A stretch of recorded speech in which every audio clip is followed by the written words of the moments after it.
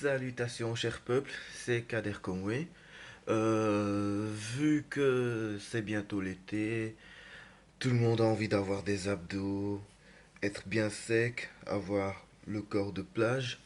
Je me suis dit que j'allais vous faire une petite vidéo abdos et aussi une petite vidéo dans laquelle je vous donne quelques conseils et quelques astuces comment être bien sec pour l'été et comment essayer de garder aussi ce corps bien sec peut-être pendant l'année et voilà donner des conseils qui pourraient vous aider dans le futur et pour l'été quoi. Donc voilà. Donc d'abord voici la routine abdos et ensuite on va parler des conseils que j'ai à vous donner. Peace. Donc j'ai commencé la petite routine abdos avec des crunchs sur le ballon de travers d'abord pour bien isoler l'oblique. Donc chaque oblique à son tour. Je fais 15 répétitions sur chaque côté. Ensuite, je me suspends à une barre et je lève genou par genou pour bien isoler chaque oblique à son tour. Là aussi, je fais 15 répétitions de chaque côté. Après ça, je suis passé au toe to bar. Je fais ça jusqu'à l'échec. J'essaye de monter doucement et de ne pas balancer mon corps, comme ça je travaille que mes abdos. Après ça, je suis passé ici au câble pour bien isoler les obliques encore une fois. Il y a l'alternative avec le ballon pour ceux qui n'ont pas la possibilité d'utiliser des machines. Ici aussi, j'ai été jusqu'à l'échec. Ensuite, j'ai fait des crunchs avec le câble. J'en ai fait 15. Après ça, je suis passé à l'espèce de roller juste ici. Là aussi, j'ai fait 15 répétitions à chaque fois. J'ai essayé de bien contracter pour bien sentir dans les abdos. Après ça, je suis passé aux abdos traditionnels avec un poids pour rendre le tout plus difficile. Et puis j'ai terminé avec des haltères dans les jambes et un soulevé de genoux. Donc voilà, ça c'était la petite routine abdos. Une chose que je vous conseille, si vous faites les abdos, moi je vous conseille au moins un jour de repos entre chaque séance abdos. Parce que faut pas oublier que les abdos, c'est un muscle comme n'importe quel autre muscle. Faut pas le travailler tous les jours parce que si on le travaille tous les jours, on risque de le brûler et de le surentraîner et de pas avoir d'abdos bien développés comme il faut et comme on le voudrait. Aussi, maintenant on va rentrer dans les conseils que j'ai à vous donner.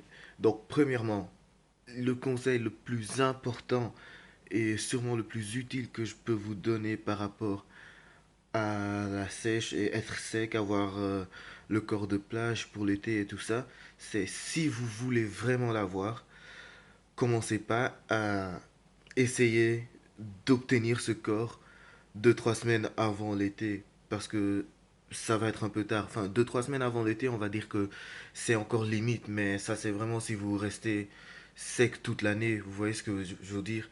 Sinon, je vous conseillerais de commencer au moins 1 mois et demi à 2 mois avant l'été pour pouvoir perdre la graisse et garder un maximum de muscle pour pas terminer maigre comme ça et puis après l'été devoir recommencer le cycle, recommencer une prise de masse et etc. Et voilà, perdre du temps quoi.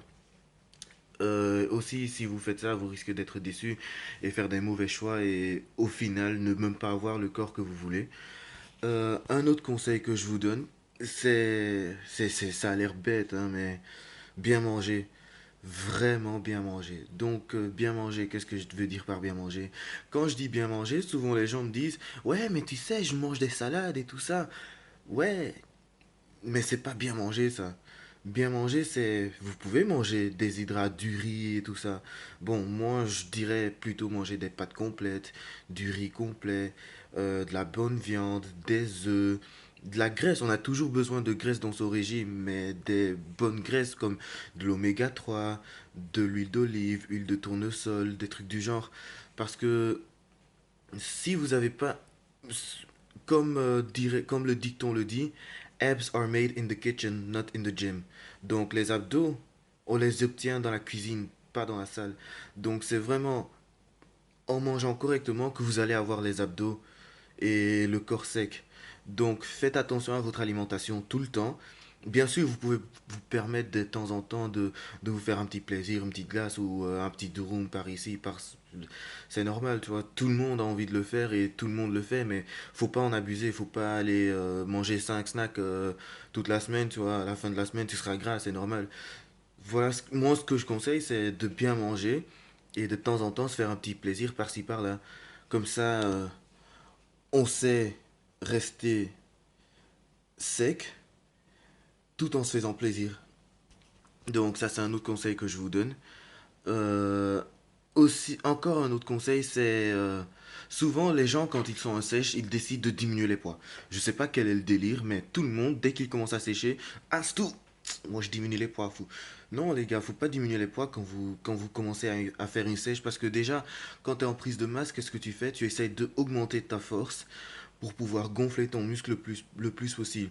Ensuite, quand tu pars en sèche, c'est normal, quand on part en sèche, on va perdre la force parce qu'on va manger moins, on aura moins d'énergie, etc.